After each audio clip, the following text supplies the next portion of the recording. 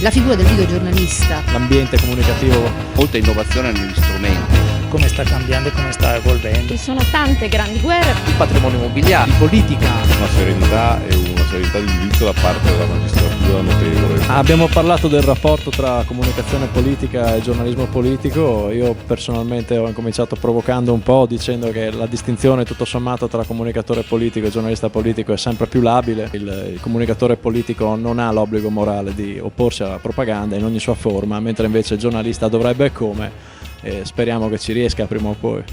Si cerca di raccontare l'informazione, non semplicemente raccontarla nel senso di divulgarla, ma capire come sta cambiando e come sta evolvendo, e di questo ce n'è molto bisogno alla luce dei grandi cambiamenti che ci sono. C'è un interesse da parte della gente di conoscere quello che accade nei palazzi di giustizia, anche per un motivo di controllo nei confronti di quello che fa la magistratura. Dopo, i rapporti tra informazione e giustizia sono sempre molto delicati, si tratta molto spesso di argomenti coperti da segreto o comunque in cui è difficile riuscire a scavare fino in fondo sulle notizie, ci si muove sempre un po' sul filo, però è anche un po' la bellezza, il fascino di questo settore.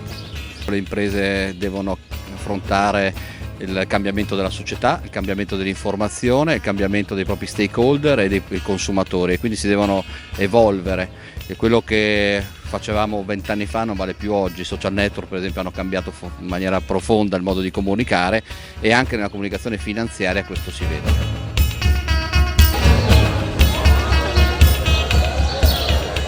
C'era un direttore famoso che poi è diventato direttore, che teorizzava questo: se c'è un giornale di successo ce ne sarà anche un altro che fa la stessa cosa, che avrà successo. Evidentemente vale anche per queste settimane.